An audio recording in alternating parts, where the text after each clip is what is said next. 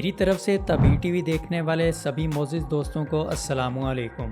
دوستو، جب بھی ہم افریقہ کا نام سنتے ہیں تو ہمارے ذہن میں جنگل، قبائل، خانہ جنگی اور بھوک کا تصور ابھرتا ہے، لیکن یہ افریقہ کی مکمل حقیقت نہیں جو ہمیں دکھائی جاتی ہے۔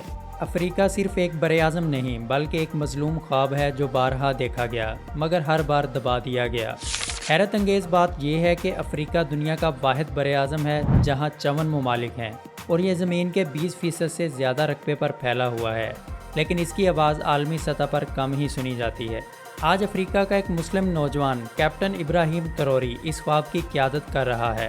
افریقہ دنیا کا وہ خطہ ہے جہاں زمین کے نیچے سونا ہے لیکن اوپر لوگ بھوک سے مرتے ہیں، جہاں یورینیم، کوبالٹ، ہیرے اور تیل کے ذخائر موجود ہیں لیکن پینے کے لیے صاف پانی نہیں ملتا۔ یہ وہ تضاد ہے جو ہم صدیوں سے دیکھتے آ رہے ہیں۔ سوال یہ ہے کہ آخر ایسا کیوں ہے؟ اس کا جواب صرف ایک ہے: مغرب کا افریقہ پر قبضہ۔ اگرچہ آج افریقہ کے تمام ممالک نام نہاد آزاد ہیں، لیکن یہ آزادی صرف نام کی ہے۔ آج بھی قبضہ موجود ہے مگر اس کی شکل بدل چکی ہے۔ دوستو، دور حاضر میں کسی بھی ملک پر براہ راست قبضہ نہیں کیا جاتا، بلکہ پہلے اسے قرضوں میں ڈبویا جاتا ہے، فوجیں بھیجی جاتی ہیں، قدرتی وسائل پر قبضہ کیا جاتا ہے اور مقامی حکومتوں کو کٹ پتلی بنایا جاتا ہے تاکہ مغرب اپنی مرضی سے اس ملک کو چلا سکے۔ اس کی بہترین مثال برکینا فاسو ہے۔ کیا آپ جانتے ہیں کہ برکینا فاسو کا نام برکینا فاسو مقامی زبانوں میں ایماندار لوگوں کی سرزمین کے معنی رکھتا ہے، لیکن مغرب نے اس ایمانداری کو لوٹنے کی ہر ممکن کوشش کی۔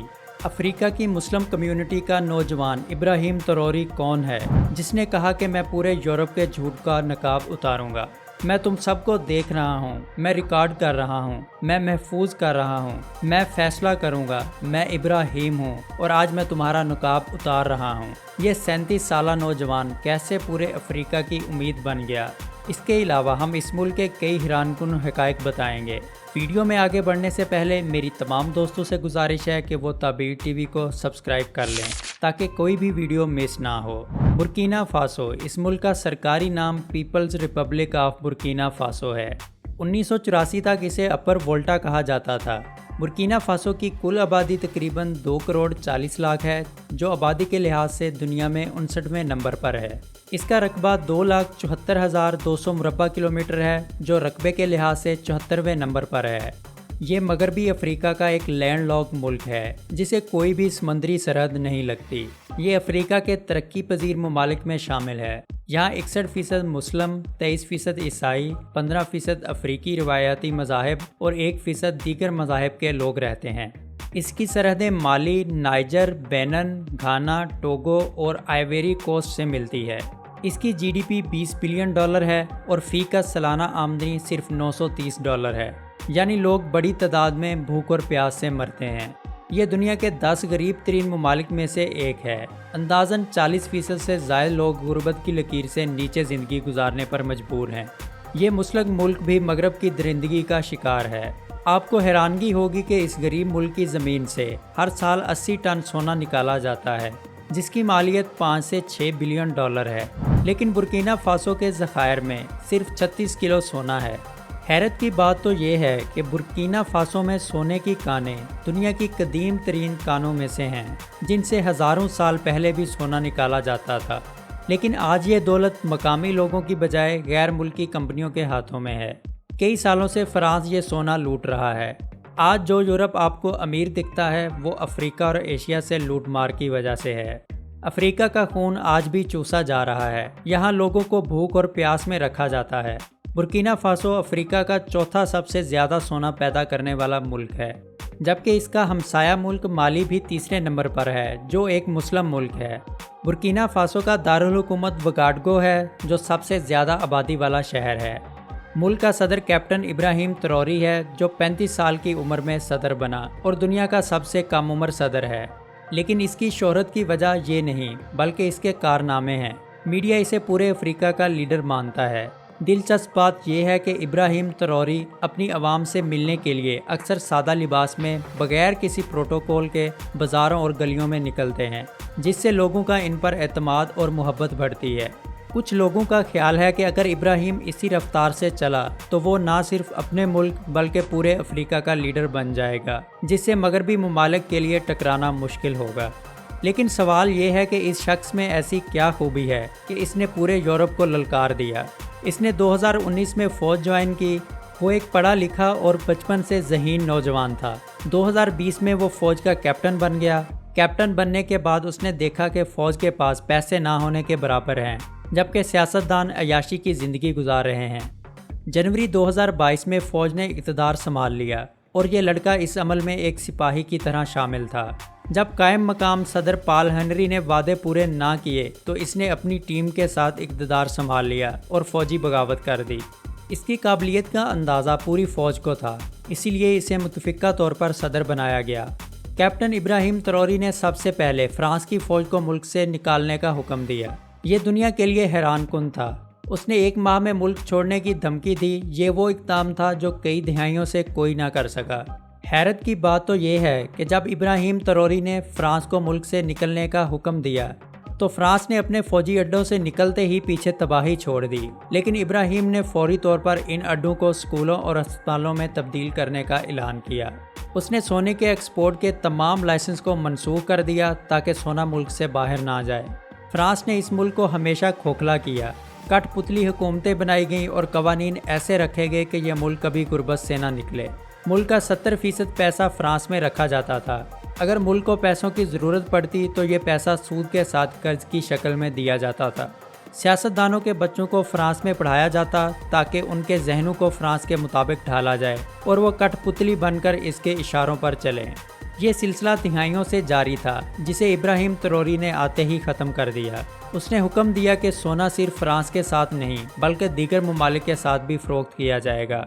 ابراہیم تروری کے اس اقدام کا سیدھا فائدہ برکینا فاسو کی GDP میں ہوگا، جس سے لوگ خوشحال ہوں گے اور ان کا روزگار بڑھے گا۔ مغرب کو سب سے بڑی تکلیف اس وقت ہوئی جب ایک روسی جہاز روس کی سرزمین پر اترا۔ جہاز کا دروازہ کھلا اور ایک نوجوان افریقی صدر کیپٹن ابراہیم تروری اپنی فوجی وردی میں باہر نکلا۔ نہ کوئی سوٹ نہ ٹائی۔ یہ تصویر خصوصاً فرانس کے لیے تکلیف دہ تھی۔ اس کا روس آنا ایک پیغام تھا کہ روس بھی اس ملک کے ساتھ کھڑا ہے۔ دلچسپ بات یہ ہے کہ ابراہیم تروری نے روس کے دورے کے دوران روس کے صدر سے ملاقات میں کہا کہ وہ اپنے ملک کے لیے مغرب کی غلامی نہیں بلکہ شراکت داری چاہتے ہیں، جو افریقی لیڈروں کے لیے ایک نیا بیانیہ تھا۔ آج تک کوئی افریقی لیڈر اس طرح روس نہیں آیا۔ وہ صرف مہمان کے طور پر نہیں بلکہ اتحاد بنانے آیا تھا۔ ابراہیم پورے افریقہ کو مغرب کی غلامی سے نکالنے کے لیے یورپ سے ٹکر لے رہا ہے۔ اس نے رشیا کے صدر پیوٹن کے ساتھ تعلیم، صحت اور بعض اطلاعات کے مطابق نیوکلیئر پروگرام سمیت کئی معاہدے کیے۔ ابراہیم تروری مالی، نائجر اور برکینا فاسو کا اتحاد بنا چکا ہے۔ یہ تینوں ممالک دفاعی اور تجارتی لحاظ سے متحد ہیں۔ ان کے شہری بغیر ویزا ایک دوسرے کے ممالک میں آ جا سکتے ہیں اور ان کی فوجیں مل کر کام کرتی ہیں۔ ابراہیم تروری نے فرانس کی کرنسی کو اپنے ملک سے ختم کر دیا ہے۔ حیرت انگیز بات یہ ہے کہ یہ تینوں ممالک مل کر ایک نیا کرنسی سسٹم بنانے پر کام کر رہے ہیں، جو افریقہ کی تاریخ میں پہلی بار مغرب سے آزاد ہوگا۔ دوستو، ایک اہم بات یہ ہے کہ جس افریقی لیڈر نے بھی یورپ کو للکارا اسے قتل کر دیا گیا، جیسے برکینا فاسو کے تھامس سنکارا، گھانا کے کوامے نکروما، کانگو کے پیٹرس لوموبا اور لیبیا کے معمر قذافی۔ ابراہیم تروری پر بھی 20 سے زائد قاتلانہ حملے ہو چکے ہیں، کیونکہ اس نے افریقہ اور دنیا کے ساتھ اتحاد بنانا شروع کیا ہے۔ یہ مسلم نوجوان بے خوف ہے اور اپنے لوگوں کو غلامی سے نکالنے کا جذبہ رکھتا ہے۔ مغرب اپنی امیج کو سیٹ کرنے کے لیے اس پر تنقید کر رہا ہے کہ اس کے اقدامات سے حالات خراب ہوں گے، لیکن ورلڈ بینک کی رپورٹ کے مطابق غربت میں کمی آنا شروع ہو گئی ہے، جو کئی دہائیوں سے نہیں ہوئی تھی۔ IMF بھی مان رہا ہے کہ ابراہیم کے آنے سے حالات بہتر ہوئے ہیں۔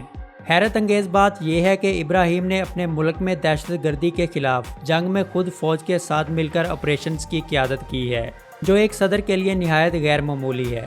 بعض رپورٹس کے مطابق القاعدہ اور داعش جیسی دہشت گرد تنظیموں کو فرانس فنڈنگ کرتا رہا تاکہ برکینا فاسو کے حالات خراب رہیں۔ افریقہ کے بڑے لیڈر جو چل بھی نہیں سکتے وہ اقتدار نہیں چھوڑتے، لیکن افریقہ میں نوجوانوں کی بڑی تعداد ہے اور ابراہیم تروری ان کے لیے امید کی کرن ہے۔ اسی لیے افریقی لوگ جمہوریت کو پسند نہیں کرتے اور ایک فوجی لیڈر چاہتے ہیں جو انہیں یورپ کی غلامی سے آزاد کرائے۔ اس وقت ملک میں تیزی سے ترقی ہو رہی ہے اور اس نے اپنی گولڈ ریفائنری بھی لگا دی ہے۔ دوستو دنیا کے کئی ممالک اس کے کارناموں سے خوش نہیں ہیں، خاص طور پر امریکہ اور برطانیہ۔ دلچسپ بات یہ ہے کہ ابراہیم تروری نے اپنے ایک خطاب میں کہا کہ وہ اپنے ملک کے بچوں کو یہ نہیں سکھائیں گے کہ مغرب ان کا دوست ہے، بلکہ وہ انہیں اپنی تاریخ اور اپنے وسائل کی قدر کرنا سکھائیں گے۔ اللہ تعالیٰ پوری دنیا کے مسلمانوں کی مدد فرمائے، آمین۔ دوستو ہمیں بھی اپنے پیارے ملک پاکستان کے لیے ایسے ہی ایک بہادر اور ناڈر لیڈر کی ضرورت ہے۔ بظاہر تو ہم بھی آزاد ہیں، لیکن حال ہمارا بھی افریقہ کے لوگوں جیسا ہی ہے۔ ہمارے ہاں بھی لیڈر عیاشیاں کر رہے ہیں اور عوام غربت کی چکی میں پس رہی ہے۔ دوستو یہ تھی ہماری برکینا فاسو پر ایک معلوماتی اور تفریحی ویڈیو۔ امید ہے آپ کو یہ ویڈیو پسند آئی ہوگی۔ اگر ویڈیو پسند آئی ہو تو اسے فیس بک اور واٹس ایپ پر اپنے دوستوں کے ساتھ ضرور شیئر کریں تاکہ وہ بھی اس معلوماتی ویڈیو سے لطف اندوز ہو سکیں، اور ویڈیو کو لائک کر کے چینل کو سبسکرائب کر دیں اور اپنی قیمتی رائے کا اظہار کمنٹ باکس میں ضرور کیجیے گا۔ ملتے ہیں ایسی ہی کسی اور معلوماتی اور تفریحی ویڈیو میں، تب تک اپنے دوست طاہر نذیر کو دیں اجازت۔ اللہ حامی و ناصر ہو۔